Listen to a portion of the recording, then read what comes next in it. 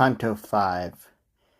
If I flame at you with a heat of love beyond all measure known on earth, so that I overcome your power of sight, do not wonder, for this is the result of perfect vision, which, even as it apprehends, moves its foot toward the apprehended good.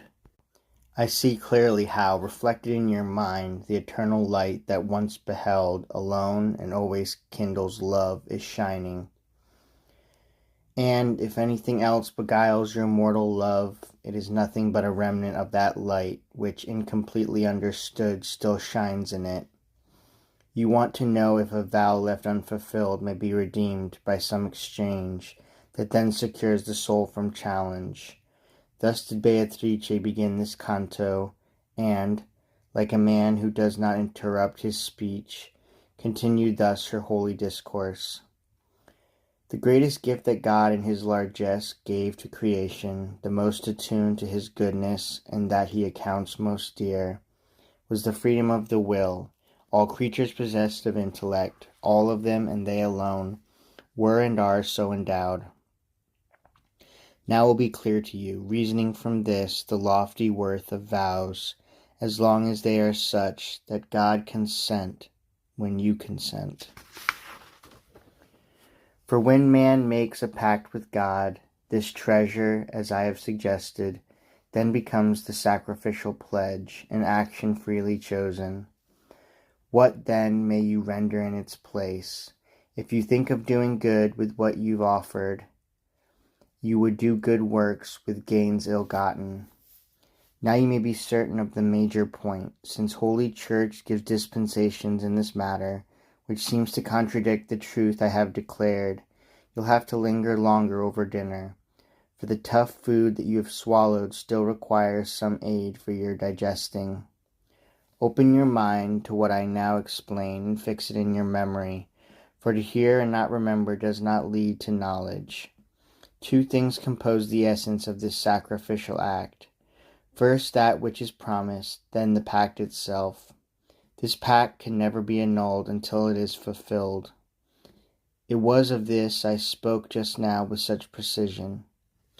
Thus it was incumbent on the Hebrew still to offer sacrifice, even if some offerings allowed for substitution, as surely you must know.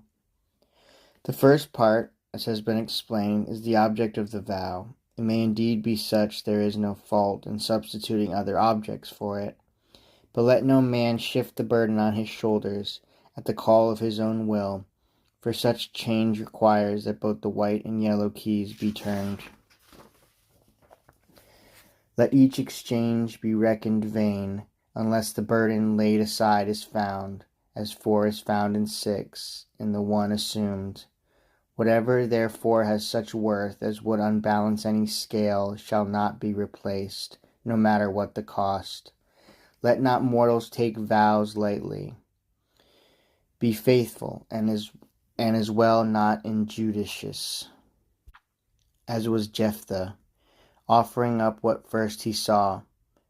Who had done better had he said, I have done ill, than keeping faith and doing worse? And you can find this sort of folly in the leader of the Greeks, who made Iphigenia lament the beauty of her face, and who made all those, whether wise or foolish, who heard reports of such a rite lament as well.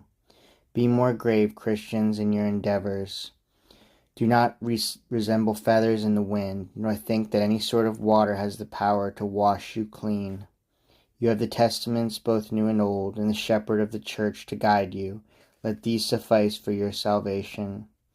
If wicked greed should call you elsewhere, be men, not maddened sheep, lest the Jew there in your midst make mock of you.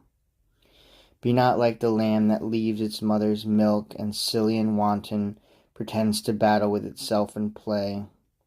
Just as I am writing, thus did Beatrice speak, and then, still filled with longing, she turned to where the universe shines brightest. Her falling silence and her transformed look imposed a silence on my eager mind, which was already teeming with new questions.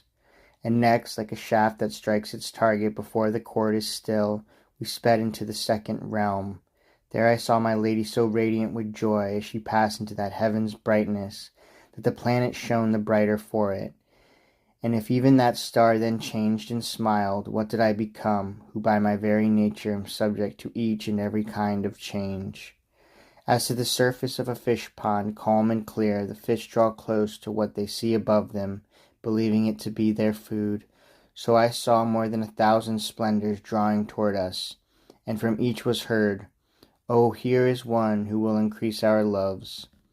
And as these shades approached, each one of them seemed filled with joy, so brilliant was the light that shone from them. Merely consider, reader, if what I here begin went on no farther, how keen would be your anguished craving to know more. But you shall see for yourself what great desire I felt to hear about their state from them as soon as they appeared to me. O spirit born for bliss, whom grace allows to see the thrones of the eternal triumph before you leave the battlefield, we are on fire with that light that fills all heaven. And so, if you would like us to enlighten you, content yourself as you desire. This came to me from one of those good spirits, and Beatrice began, "Speak, speak with confidence, having faith in them as you would trust in God's. I clearly see you nest in your own light, and that you flash it from your eyes, because it sparkles when you smile. But I know not who you are, nor why, worthy soul, you take your rank here from the sphere most veiled from mortals and another's rays," I said, addressing myself to the radiance that had been first to speak, which then became more brilliant than before. As the sun, once its heat has gnawed away the dense and tempering vapors, hides itself in its own excess of light, so with increasing joy the holy form concealed itself from me within its rays, and, thus concealed, it made response in the very manner that the next song sings.